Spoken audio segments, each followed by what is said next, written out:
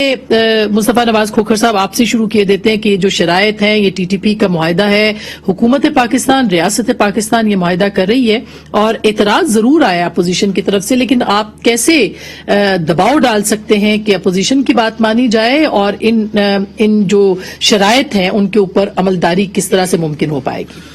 اسما بہن دیکھیں، اپوزیشن کی شرائط، اپوزیشن کا بات کرنا، اپوزیشن کو منانا یہ بھی ایک لازمی جزو ہے اس ساری گفتگو کا جو ہو رہی ہے، لیکن میرا خیال یہ ہے کہ یہ جو گفتگو ہے یہ صرف چند افراد اور چند سیاسی جماعتوں تک محدود نہیں رہنی چاہیے۔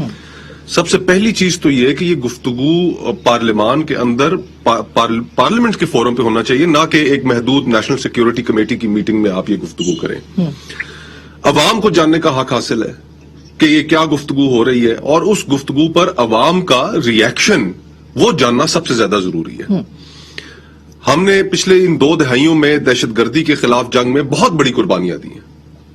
ہم ایسے آگ کے دریا ہم نے، اللہ معاف کرے کہ ہم نے عبور کیے ہیں کہ آج بھی اگر انسان ان کے بارے میں سوچتا ہے تو دل کانپ جاتا ہے۔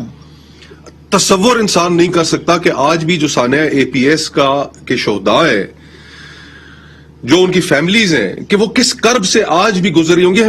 میرے اپنے چھوٹے بچے ہیں، آپ کے ہیں، اور جو یہ پروگرام سن رہے ہوں، ہمارے بھتیجے ہیں، ہم کیسے یہ تصور ذہن میں لانا اتنا انسان کو دکھی کر دیتا ہے کہ کس طرح انہوں نے وہ لاشیں اٹھائی ہوں، کس طرح ہمارے جو فوجی جوان ہیں جو شہید ہوئے اس سارے جنگ میں، ان کے آج بھی ان کے بھی بچے ہیں، ان کے بھی فیملیز ہیں، ان بیوائیں ہیں، 80,000 ہی کوئی معمولی نمبر نہیں ہے، اور 50-60 آدمی بیٹھ کر یہ قطعاً یہ فیصلہ نہیں کر سکتے۔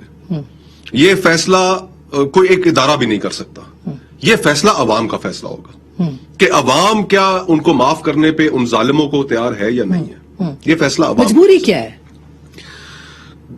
گزارش یہ ہے کہ میرا جو ذاتی خیال ہے، میں تو اپنی سوچ میں بڑا کلیئر ہوں۔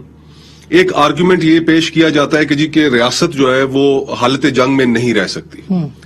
حالت جنگ تو اس کے ساتھ ہوتی ہے کہ جو آپ کے برابر کا ہو، جو ایک اور ریاست کا وجود رکھتا ہو۔ ان کے ساتھ کوئی ہماری حالت جنگ ہے؟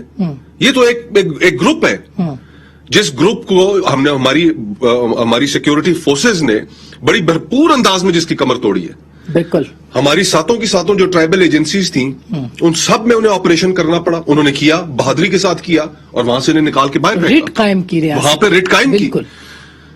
تو یہ ایک تو یہ جو تاثر کریٹ کیا جاتا ہے جی کہ یہ حالت جنگ میں ہم نہیں رہ سکتے، وہ ریاست کے مقابلے میں کوئی شے نہیں ہے۔ اور پھر آپ یہ بھی ذہن میں رکھیں کہ آج سے 1 ہفتہ پہلے جو ہماری ریاست نے گھٹنے ٹیکے ہیں ٹی ایل پی کے سامنے، کہ اس بیک گراؤنڈ کے ساتھ میرا خیال یہ ہے کہ آپ نے پوزیشن آف اسٹرینتھ جو ہے وہ لوز کی ہے دونوں جگہوں پہ، دونوں جگہوں پہ۔ اور ہمارے سامنے جو ریئل چیلنج ہے، جو ہمارا اصل ایڈورسری ہے، وہ ہے ایکسٹریمزم، وہ ہے ریڈیکلائزیشن۔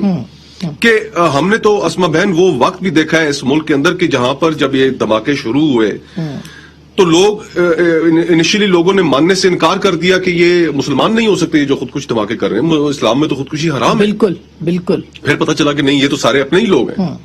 پھر اس کے بعد ایسا بھی وقت آیا کہ جس میں کچھ ہمارے مولوی حضرات نے ایسی باتیں شروع کر دیں کہ ہمارے جو شہداء تھے ان کے نماز جنازہ نہیں ہو رہی تھیں۔